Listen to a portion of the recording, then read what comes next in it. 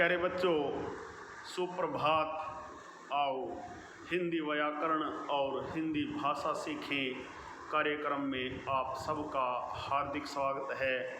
प्यारे बच्चों, आज हम NCERT द्वारा कक्षा 9वीं के पाठ्यक्रम में शामिल नाना साहब की पुत्री देवी मैना को भस्म कर दिया गया नामक पाठ का सार और इसके अभ्यास के प्रश्न उत्तर सीखने का प्रयास करेंगे। प्यारे बच्चों, नाना साहब की पुत्री देवी मैना को भस्म कर दिया गया हिंदी की सुप्रसिद्ध रचनाकार श्रीमती चपला देवी जी की एक महत्वपूर्ण रचना है, जिसमें उन्होंने नाना साहब और उनकी पुत्री के बारे में बहुत कुछ बताया है। प्यारे बच्चों, आइए पहले इस पाठ का सार अथवा सारांश देख लेते हैं, उसके बाद अभ्यास के प्रश्न सीखेंगे। सन 1857 के विद्रोही नेता धुंधु पंत नाना साहब जब क्रांतिकारी लड़ाई में असफल होकर भागे तो वे अपनी बेटी मैना को अपने साथ नहीं ले जा सके। मैना कानपुर के पास बिठूर में ही पिता के महल में रहती थी। उसी समय अंग्रेज़ों के एक दल ने बिठूर पहुंचकर नाना साहब के महल को लूट लिया। अंग्रेज़ सेनापति बोला, तोपों के गोलों से महल भी नष्ट कर दिया जाए। तभी एक सुंदर बालिका बरामदे में आकर खड़ी हो गई तथा महल ने तोड़ने के लिए अंग्रेज सेनापति से निवेदन करने लगी।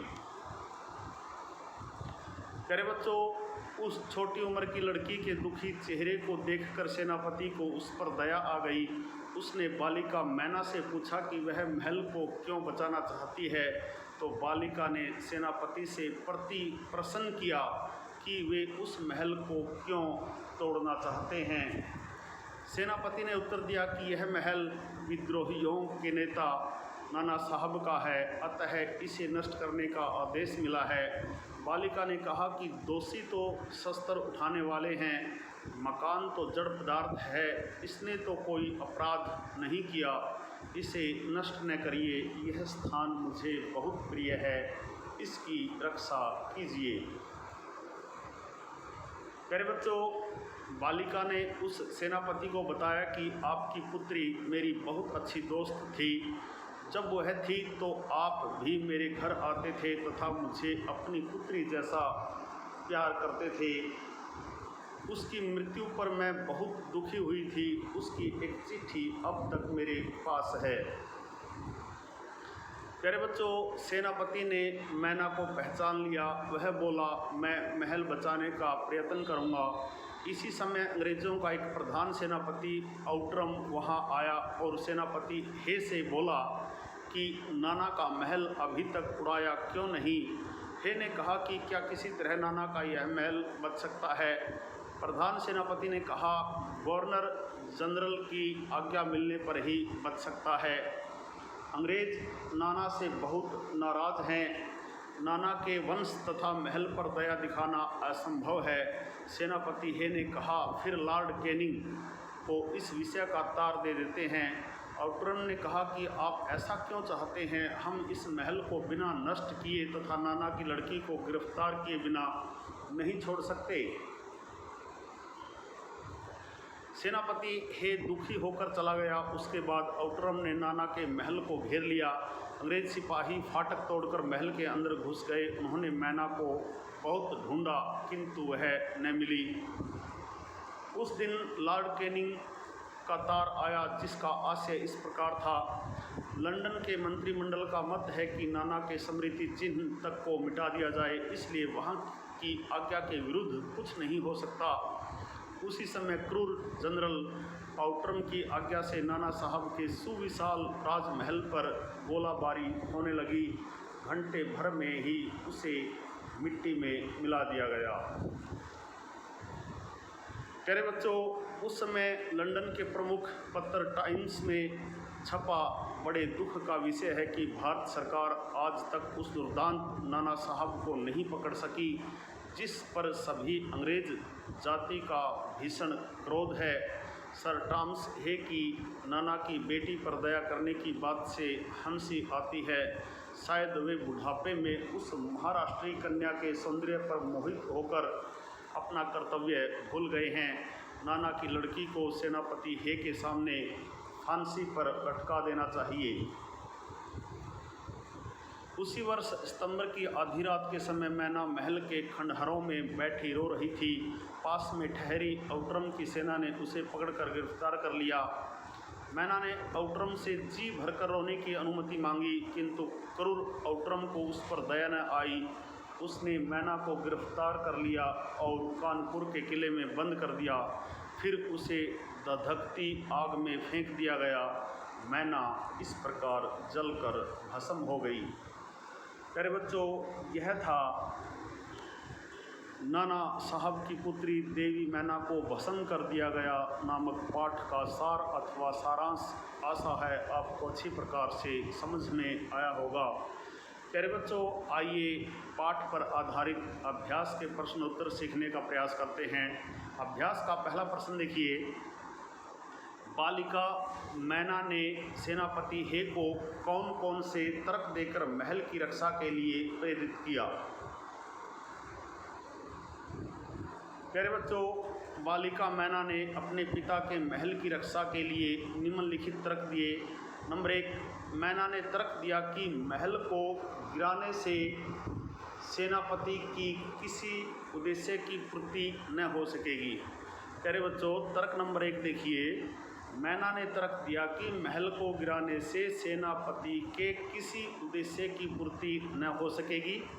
नंबर 2, मैना ने अंग्रेज़ों के विरुद्ध सशस्त्र उठाने वालों को दोषी बताया और कहा कि इस जड़ पदार्थ मकान ने कोई अपराध नहीं किया है।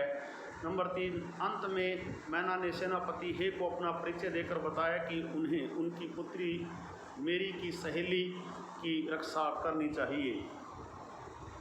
प्यारे बच्चों, प्रश्न नंबर 2 देखिए। मैना जड़ पदार्थ मकान को बचाना चाहती थी पर अंग्रेज उसे नष्ट करना चाहते थे, क्यों? प्यारे बच्चों, मैना उसी मकान में पली बढ़ी थी, उसी में उसकी बचपन की पिता की परिवार की यादें समाई हुई थी, इसलिए वह जड़ मकान उसके लिए भरी पूरी जिंदगी के समान था। वह उसके जीवन का भी सहारा हो सकता था, इसलिए वह उसे बचाना चाहती थी।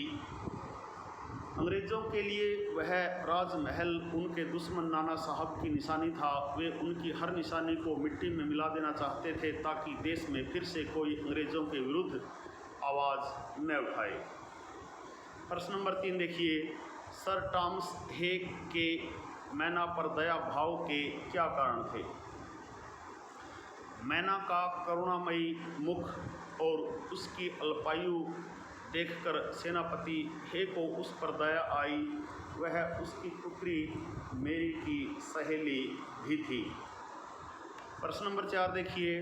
मैना की अंतिम इच्छा थी कि वह उस प्रासाद का अर्थ होता है महल, उस प्रासाद के ढेर पर बैठकर जी भरकर रो ले, लेकिन पाषाण हृदय वाले अर्थात कठोर पत्थर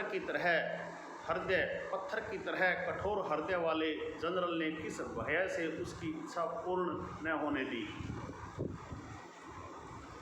प्यारे बच्चों, मैना महल के ढेर पर बैठकर जी भरकर रो लेना चाहती थी, पर पाषाण हृदय जनरल आउटरम ने उसकी यह इच्छा पूरी न होने दी। जनरल आउटरम के मन में भय रहा होगा कि अगर उसने नाना साहब की बेटी के प्रति जरा भी सहानुभूति दिखाई तो ब्रिटिश सरकार का गुस्सा उस पर फूट पड़ेगा, उसे इसके लिए दंड भी मिल सकता है। क्रोध से पागल सामान्य अंग्रेज नागरिक भी उस पर नाराज़गी प्रकट करेंगे। इस कारण उसने मैना की यह छोटी सी इच्छा भी पूरी न होने दी। प्यारे बच्चों, प्रश्न नंबर 5 देखिए। बालिका मैना के चरित्र की कौन कौन सी विशेषताएं आप अपनाना चाहेंगे और क्यों?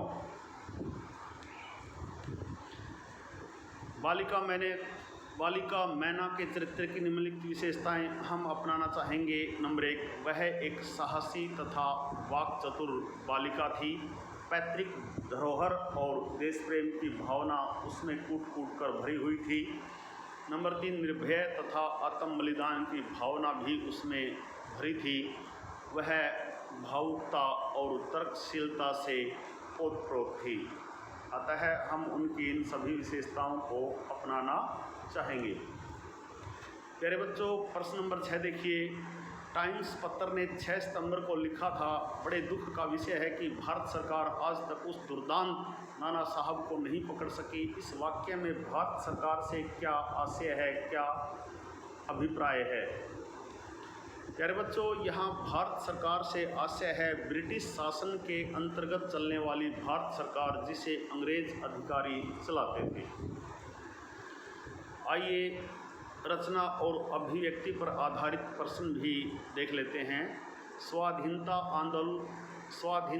आंदोलन को आगे बढ़ाने में इस प्रकार के लेखन की क्या भूमिका रही होगी?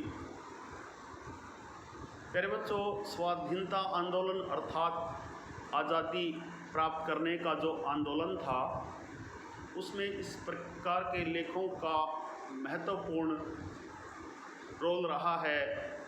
स्वाधीनता आंदोलन को बढ़ाने में इस प्रकार के लेखों की भूमिका महत्वपूर्ण रही होगी। लोग जब अंग्रेज़ों के अत्याचारों को पढ़ते होंगे तो उनके विरुद्ध हो जाते होंगे। जब वे मैना जैसी निडर बालिका के निर्मम वध की बात सुनते होंगे तो उनका हृदय करुणा से भर उठता होगा। तब उनका मन त्याग, बलिदान और संघर्ष के लिए तैयार हो जाता होगा। यही भाव स्वाधीनता आंदोलन को बढ़ाने में मददगार सिद्ध हुआ होगा। प्यारे बच्चों, प्रश्न नंबर 8 देखिए। कल्पना कीजिए कि मैना के बलिदान की यह खबर आपको रेडियो पर प्रस्तुत करनी है। इन सूचनाओं के आधार पर आप एक रेडियो समाचार तैयार करें और कक्षा में भावपूर्ण शैली में पढ़ें। प्यारे बच्चों, आप इस समाचार को इस प्रकार पढ़ेंगे। यह आकाशवाणी का कानपुर चैनल है और इस वक्त आप अपना नाम के साथ हैं। आज की महत्वपूर्ण खबर मैना के बलिदान से जुड़ी है। अत्यंत दुख के साथ हमें आपको यह सूचित करना पड़ रहा है कि कल सायंकाल के समय मैना देवी का दुखद अवसान हो गया है। समाचार यह है कि अंग्रेज जनरल आउटरम द्वारा बड़ी ही अमानवीयता के साथ मैना देवी को जलती हुई आग में भस्म कर दिया गया। सारा शहर इस क्षोभ से अत्यंत क्रुद्ध तथा दुखी है। मैना एक अदम्य साहसी बालिका थी। उनका यह बलिदान व्यर्थ नहीं जाएगा। आने वाले समय में देशवासियों को प्रेरणा प्रदान करता रहेगा। धन्यवाद। प्यारे बच्चों, यह थे नाना साहब की पुत्री देवी मैना को भस्म कर दिया गया नामक पाठ के अभ्यास के प्रश्नोत्तर। आशा है आपको अच्छी प्रकार से समझ में आए होंगे। प्यारे बच्चों, नाना साहब की पुत्री देवी मैना को भस्म कर दिया गया पाठ का सार और अभ्यास के प्रश्नोत्तरों पर आधारित आज का यह छोटा सा वीडियो यदि आपको पसंद आए तो इस वीडियो को लाइक, कमेंट और ज़्यादा से ज़्यादा शेयर ज़रूर करें, ताकि आपके जैसे बच्चे भी इससे कुछ सीख सकें, कुछ पढ़ सकें। प्यारे बच्चों, संगम टीवी हिंदी व्याकरण ज्ञान का एक दरिया है, जिसमें हिंदी व्याकरण और हिंदी भाषा के पाठों का सबसे सरल और सटीक विश्लेषण किया जाता है। समय समय पर प्रेरणादायक कविताएं, कहानियाँ, निबंध और प्रसंग भी आपको सुनाए जाते हैं। प्यारे बच्चों, यदि आप वास्तव में गंभीरता के साथ हिंदी व्याकरण और हिंदी भाषा को सीखना चाहते हैं तो आपके अपने YouTube चैनल संगम टीवी हिंदी व्याकरण को सब्सक्राइब जरूर करें और वीडियो पर दिए बेल आइकन को ज़रूर दबाएं, ताकि संगम टीवी हिंदी व्याकरण पर पढ़ाए जाने वाले पाठों का सबसे सरल और सटीक विश्लेषण YouTube पर अपलोड होते ही उसका नोटिफिकेशन सबसे पहले आपके पास पहुँचे। प्यारे बच्चों, खुश रहें, मस्त रहें, योगा करें, स्वस्थ रहें। आपका दिन मंगलमय हो।